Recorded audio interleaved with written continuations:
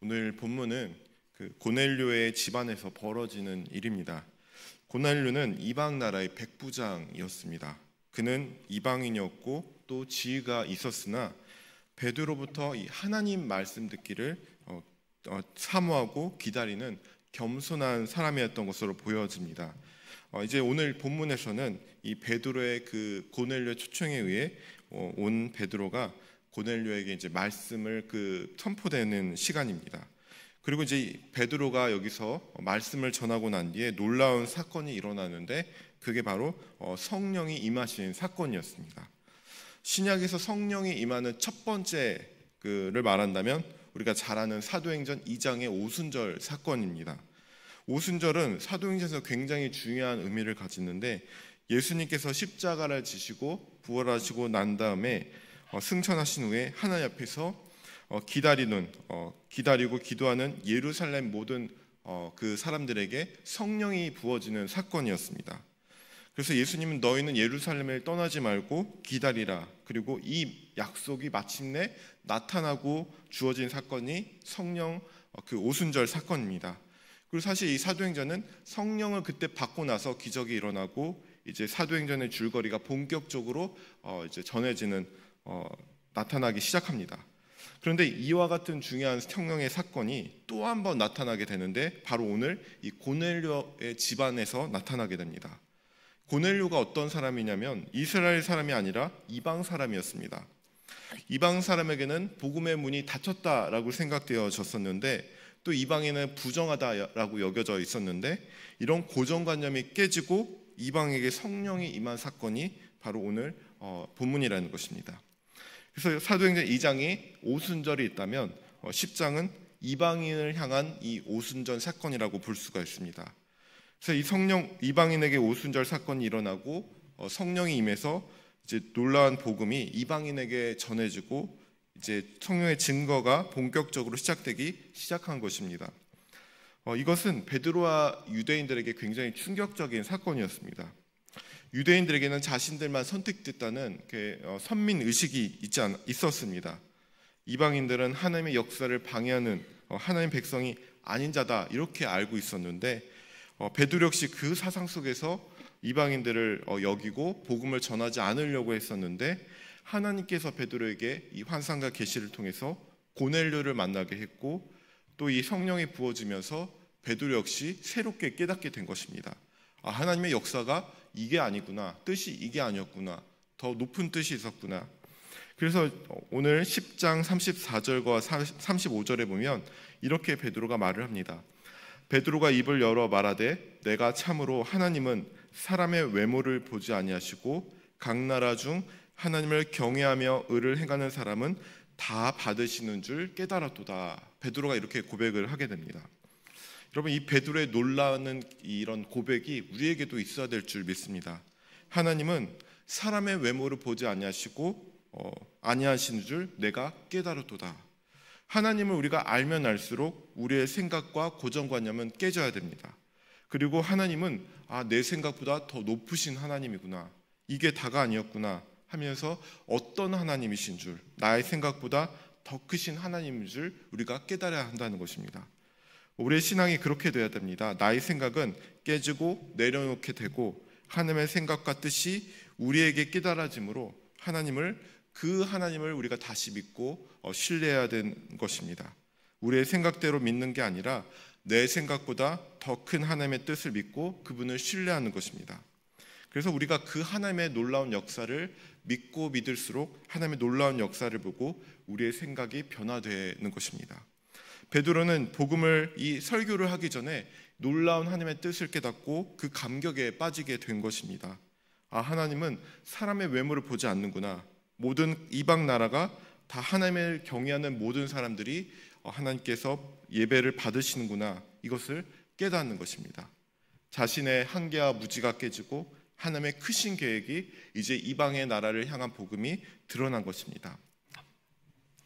그래서 베드로는 설교하기 전에 이런 은혜를 먼저 깨달았습니다.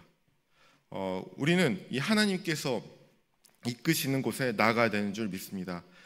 베드로는 이 설교하기 전에 먼저 하나님께서 계시로서 인도하시는 곳에 믿고 나갔습니다. 그랬더니 하나님께 이끌려 나오니 하나님의 은혜를 보고 감격하게 되었고 하나님의 계시를 비로소 깨달은 것입니다. 하나님의 인도하시는 곳에는 이런 은혜가 있습니다. 우리가 그 자리에 순종해서 나아가면서 하나님의 뜻과 은혜를 맛보아 알게 되는 것입니다.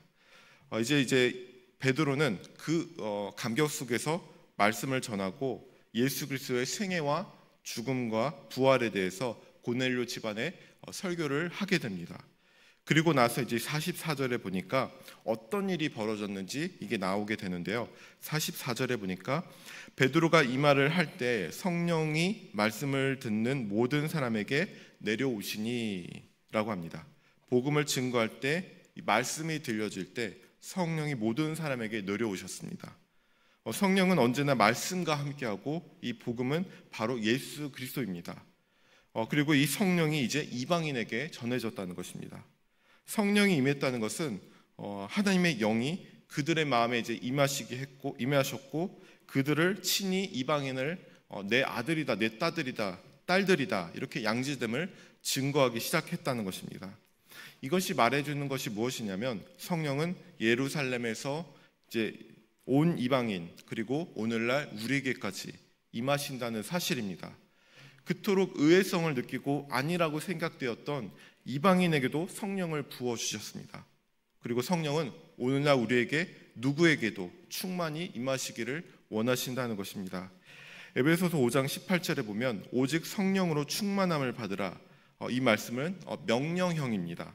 사람들은 성령 충만을 생각할 때 그들에게서 나타나는 어떤 신비한 일과 힘을 보면서 성령 충만은 어떤 특별한 힘이라고 이렇게 생각하지만 어떤 소수에게만 임하는 것이다 생각하지만 그러나 성령 충만은 사도들에게 뿐만 아니라 이방인에게 또 오늘 모든 신자들에게 하나님께서 받아야 한다는 이 명령형으로 우리에게 말씀하고 있다는 것입니다. 오늘 본문에 나오는 고넬료 집안의 사건을 보면서 이 마가의 다락방과 굉장히 유사한 점을 발견하게 됩니다.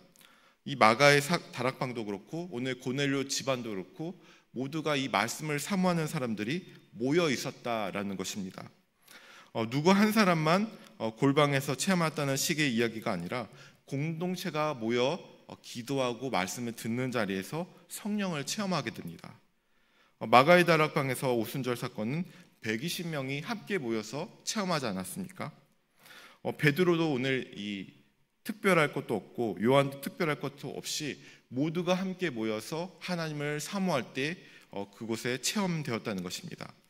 그래서 우리가 공동체가 모여서 함께 예배드리고 기도하는 것이 굉장히 중요하게 보여집니다. 간혹 가다가 어떤 사람들은 교회에 왜 가냐, 또 집에서 예배드리면 되지, 그냥 혼자 하면 되지 이렇게 하기도 하지만 공동체를 별로 중요시 여기지 않는 경우도 있습니다. 그런데 왜 그런가 얘기를 들어보면 교회라는 곳이 인간들의 모임이라고 합니다. 그래서 싸움도 있고 파가 있고 그런 모습으로 봐서 하나님의 모임이 아니라 인간들의 모임이기 때문에 그냥 혼자 집에 드리겠다고 합니다.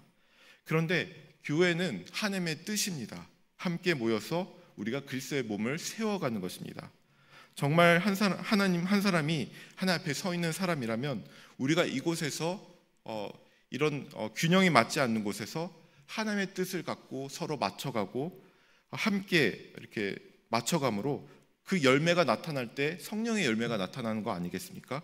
성령의 열매, 사랑과 희락과 화평, 열매, 오래 참은, 자비와 양선, 충성, 온유, 절제, 이 모든 것들이 공동체의 이 관계 속에서 나타나는 것입니다. 그래서 하나님께서는 이 하나님의 교회에서 서로 성령으로 화합되고 모임 중에서 하나님의 열매가 나타나는 줄 믿습니다. 그래서 우리가 이 공동체에 모여서 함께 사모하고 이 함께 하나님의 뜻으로 세워갈 때 이곳에 하나님의 성령이 임하시는 줄 믿습니다. 그리고 이 오늘 모습을 보면 성령이 초자연적으로 임하셔서 방언과 또 여러 현상들이 나타나는 것을 보게 됩니다.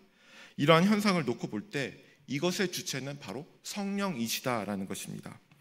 베드로 때문도 아니고 고넬료가 잘해서도 아니고 오직 성령 때문에 하나님의 뜻 때문에 이 자리에 모이게 하셨고 성령으로 임하여 성령이 나타나게 되었다는 것입니다. 그래서 하나님이 역사하실 때 베드로도 놀랐고 이곳에 모인 모든 사람들이 놀랐습니다. 따라서 우리는 이 역사의 주체자이신 하나님께 맡기고 간절히 하나님을 의지하고 하나님을 바라봐야 될 줄 믿습니다. 이제 고넬료와 일가 모든 친척들, 친구들은 하나님의 진리와 성령을 받게 되고 그 은혜의 감격 속에서 그 공동체가 하나님을 만나게 되었습니다. 이 기쁨이 얼마나 크고 놀라운지 베드로 일행에게 조금 더 머물러 있다고 있고 가라고 청합니다. 그때 일은 우리가 오늘도 그때 일을 사모하면서 이 진리의 하나님의 말씀을 사모하고 성령을 사모하고 또 모든 믿는 자들에게 그 한 사람도 빠짐없이 그분의 역사 가운데로 초청되기를 하나님은 원하시는 줄 믿습니다. 오늘도 우리 그 고넬료의 그 집안에 임했던 사건을 생각하면서 우리가 믿고 하나님을 의지하고 순종하고 나아갈 때 반드시와 같은 오순절의 사건이 우리 교회에도 임할 줄 믿습니다. 그렇게 사모하며 오늘도 주님과 동행하실 수 있는 우리 모두 되시길 바라겠습니다. 기도하겠습니다.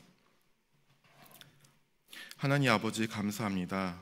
오늘도 우리가 주님의 말씀을 듣고 그 말씀대로 주님을 사모하며 이 시간 이 자리에 나왔사오니 그 이방인의 고넬료 집안에 임했던 하나님의 그 오순절 같은 사건이 성령의 그 부어주심이 오늘 우리에게도 말씀을 사모하는 우리 교회에게도 하나님이 충만하게 임하여 주셔서 우리가 늘 하나님과 동행하게 하여 주시고 또 주님의 말씀이 주님의 진리가 우리 마음속에 우리의 충만하게 임하게 하여 주셔서 주님의 뜻대로 살아갈 수 있도록 오늘도 함께하여 주시옵소서. 예수님의 이름으로 기도드립니다.